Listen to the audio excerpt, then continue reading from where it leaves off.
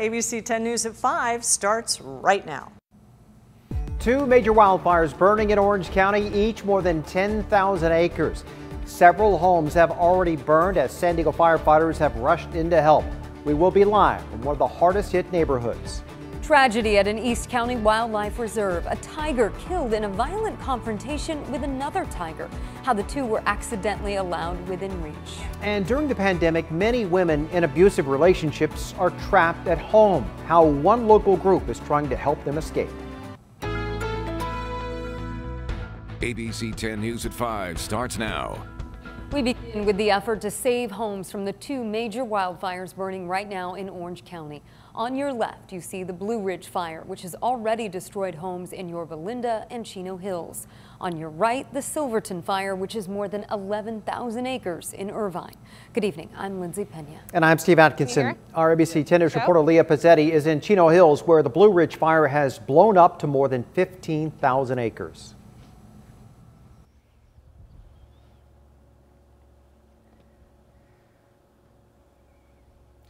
Yeah, we are here in a Chino Hills suburb where you can see over here, look at that. You see smoke still smoldering. You see the blackened char of those hills in this Chino Hills suburb. And this is all right across the street from an elementary school. This area is currently in a mandatory evacuation. Carol, look at that. Feelings of pure shock as Chino Hills residents watch flames approaching. These are just baby pictures. That's me and my mom. Fast decisions to grab what's most important. The flames are pretty amazing. You would say beautiful if we weren't here. This neighborhood threatened by the Blue Ridge Fire, a danger they've felt before. Some choosing to stay until the fire gets closer. That is scary. Others leaving now, but still confident that firefighters will protect their homes. I believe in the firefighters. That's the main thing. I believe in them. Proof of their protection at this home, where the flames burned directly behind the house, firefighters standing by, saving the home. Some residents taking precautionary steps on their own. God help everybody from this! Many turning to a higher power for a final plea, praying that their homes stay standing. We've been through it before. Praise the good Lord. Yes. He's always taking care of us. Praying that their homes stay standing.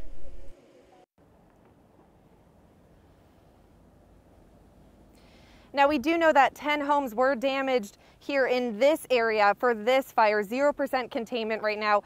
But like you just heard, everybody I've talked to out here today has so much confidence in these firefighters. I want to show you this one more time. You can see still smoldering over here as the fire is put out in this area. Many homes saved in this area. So definitely a lot to be proud of for the work of the firefighters out here. Reporting live from Chino Hills, Leah Pizzetti, ABC 10 News. So incredibly smoky. Leah, thank you for the update. The Silverado fire near Irvine is now burning close to 12,000 acres. It's just 5% contained.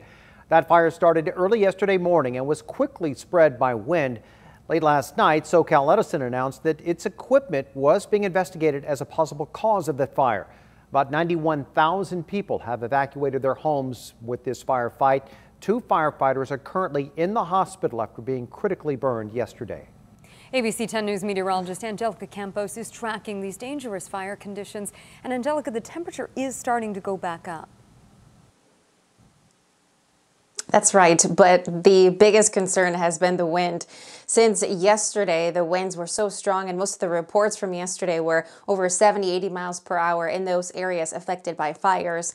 Even at this hour, just outside of the county, you can still see all the different warnings that are still in effect. That's a red flag warning in that magenta color, and it is in effect until 6 p.m. this evening, so hopefully conditions will start to get better for them. The winds have been pretty strong today, and again, they will continue to subside. As we look at our current conditions, the biggest concern is just how dry it is. There's almost no moisture at all. Relative humidity down to the teens, 21% in Ramona, 14% in Poway. And when it gets this dry under sunny skies, any wind can be a concern. And we still have those gusty winds that could be on and off through Thursday, so elevated fire danger is also something we'll be watching. The heat will be back later this week. I'll show you what to expect in our 7-day forecast. Angelica, thank you. Now to the tragic news just revealed at a popular East County animal sanctuary. A tiger there was killed by another tiger. Now, A tiger became famous in San Diego after being rescued from a highly publicized smuggling bust at the border.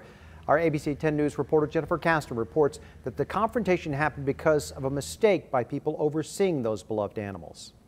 The founder of Lions, Tigers, and Bears told me this afternoon she is devastated by what happened, and she acknowledges that an important safety measure was missed. Videos released Tuesday show the tiger that was killed Monday by another tiger at Alpine's Lions, Tigers, and Bears. The nonprofit Animal Sanctuary is reporting that 7-year-old Maverick was attacked by another tiger named Mocha in a tragedy of human error. No staff members or visitors were hurt. It's, a terrible accident, and it occurred during the daily care that the guys do every day when they put the tigers, Maverick and Mocha, who live separately, they accidentally put them in contact. Mocha sustained only a few scratches. He's the same tiger ABC 10 News first reported on in 2017 when he was rescued from a smuggler at the U.S.-Mexico border. They found him on the floorboard of somebody's car, and he originally went to the zoo, and of course the zoo couldn't keep him, so he came to Lions, Tigers, and Bears. Maverick was rescued in 2014 by state Fish and Wildlife staff after he was born in captivity and purchased illegally by a buyer who wasn't licensed to own an exotic animal. The nonprofit states that it regularly hosts safety trainings, including one just last weekend. It plans to extensively review its protocols this week. The process for caring for, these animals, it doesn't leave any space for error. The nonprofit plans to remain closed until at least next Saturday so it can assess the best plans for moving forward. Jennifer Kastner, ABC 10 News.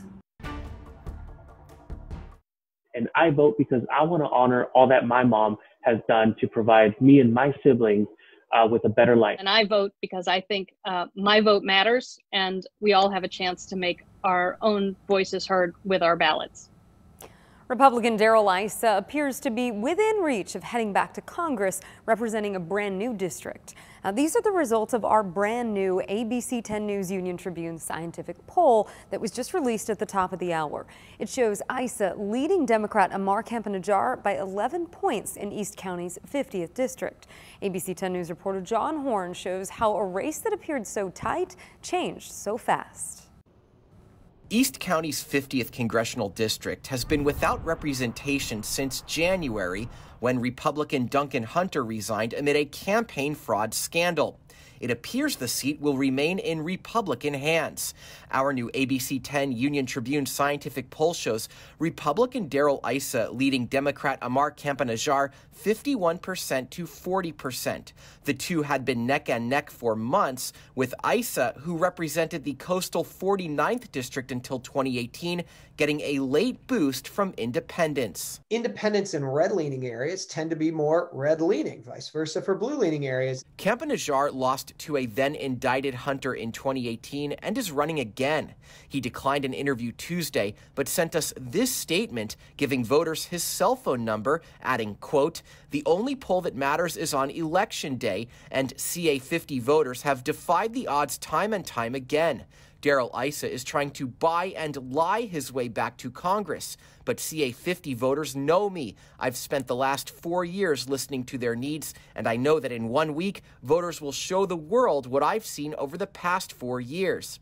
I read that to ISSA. And it's a statement of somebody who is way behind in the polls, not likely to win, but and somebody who, spent more money and went negative, claiming that somehow I was unfit from day one. The poll also showed President Trump leading the district by 4 points. John Horn, ABC 10 News. Survey USA polled 538 likely November voters in the district from October 22nd to 26th. Campanajjar falls just barely within the poll's margin of error. And with Election Day just a week away, President Trump and Joe Biden are aggressively campaigning for every last vote. More than 66 million Americans have cast their ballots so far. As ABC's Faith Abube reports, both candidates are still hitting each other hard. Former Vice President Joe Biden spending an entire day in Georgia, a state no Democrat has won in nearly 30 years. I know we can unite and heal this nation. The state is one of 6 battlegrounds Biden is expected to campaign in this week in an effort to flip votes President Trump won in 2016. President Trump also hitting the campaign trail hard, planning to stump in nearly a dozen states this week. We're going to have a great red wave, people that want to go out and vote. With 11 rallies scheduled in the final 48 hours before Election Day. In the final days before Election Day, dueling campaign ads hitting the airwaves. The Trump campaign with this 30-second spot. While America's cities burned, Joe Biden and Kamala Harris fanned the flames. Calling protesters against racial injustice rioters and claiming Biden and his running mate, Senator Kamala Harris, have abandoned police. In their closing message ads, Biden targeting Latino and Black voters. This is Joe Biden. Black lives matter, period. While focusing on a message of unity. Together we can fix this. Back on the campaign trail as coronavirus cases, deaths, and hospitalizations surge across the country, Biden and his surrogates continue to hammer President Trump on his pandemic response. COVID, he's complaining. He's jealous of COVID's media coverage. Trump defending himself before heading to his first campaign stop of the day. One of the things we've done a really good job on is COVID. We would have millions of people dead. According to PolitiFact, the millions of COVID-19 deaths Trump mentioned came from a warning about what would happen if the U.S. took absolutely no action against the virus. Faith Abube, ABC News, Washington.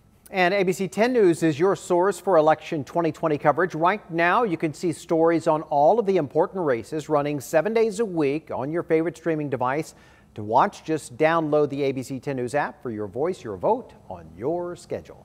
Parents are rallying again after the San Diego Unified School District announced it wouldn't bring more students back to campus until next year.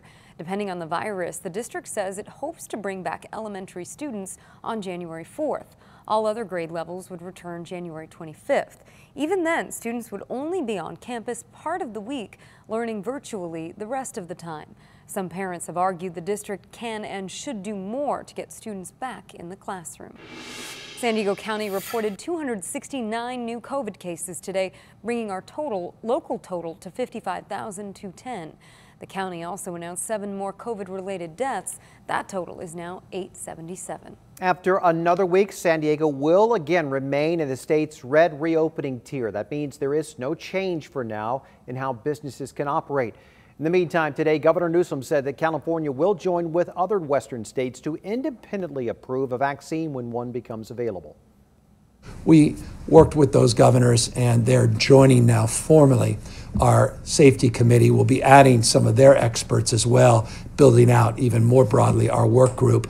We're really proud of that, proud of this partnership, proud of those governors and the work that they're doing in this very difficult time. And again, all of us are preparing for the distribution of these vaccines and building trust with you and making sure that they're done, not just expeditiously, at least made available, but done safely. Governor Newsom added that he is adding a new 16-member panel to the work group to help draft guidelines for ethically distributing the vaccine.